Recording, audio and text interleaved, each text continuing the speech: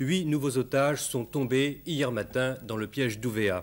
Le patron du GIGN, 5 de ses hommes, un gendarme de la brigade de Fayaoué, lui-même ancien otage, et le substitut Bianconi. C'était hier matin, ils s'avançaient pour négocier vers la grotte de Gossana. Ils ont été pris sous la menace des armes. Au début, ça a été extrêmement dur. Extrêmement dur parce que tout le monde était très énervé. Personne n'avait dormi de la nuit. Les preneurs d'otages avaient bien compris qu'ils étaient entourés par des éléments, en l'occurrence de la gendarmerie, mais pour eux, c'était des militaires au sens large du terme.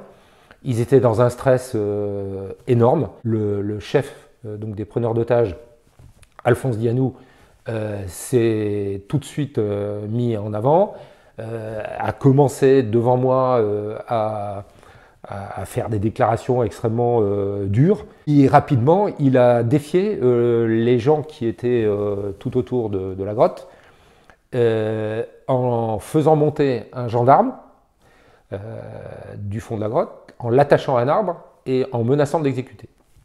Voyant qu'ils vont exécuter ce gendarme, c'est moi-même qui demande, et je donne un chiffre, je dis les 6 qui étaient avec moi cette nuit, vous me rejoignez pour qu'il n'y ait pas d'exécution. La tension retombe un petit peu et en fin de matinée, j'arrive à entamer un dialogue avec Alphonse Dianou, avec Jean Bianconi, d'ailleurs le procureur. On est tous les deux avec Alphonse Dianou et on commence à essayer de comprendre dans quel état ils sont, ce qui peut les amener à assouplir un peu leur position.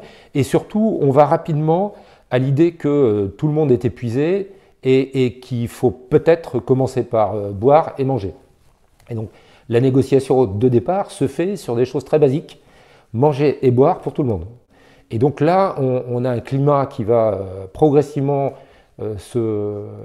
s'apaiser dans le courant de l'après-midi. Tout le monde est épuisé, la nuit tombe et on entend des coups de feu, des rafales à distance, bonne distance. On comprend que ces coups de feu ont lieu à la tribu de Gossana ou aux environs de la tribu de Gossana, d'où sont originaires la plupart des preneurs d'otages. Donc une énorme excitation revient à nouveau. Les preneurs d'otages pensent que l'armée, au sens large du terme, sans faire de distinguo, est en train de régler des comptes, peut-être avec les familles, avec leurs familles, leur propre famille. Et donc on repart dans un maelstrom de violence verbale, de bousculade, etc. Et j'essaye, moi, de profiter de la situation pour expliquer à Dianou que, c'est vraisemblablement pas une agression contre les familles, qu'il y a une autre raison pour ça. Et je lui dis, la meilleure façon de le savoir, c'est que tu me laisses repartir et je te promets de revenir demain matin et te donner des nouvelles et des informations là-dessus.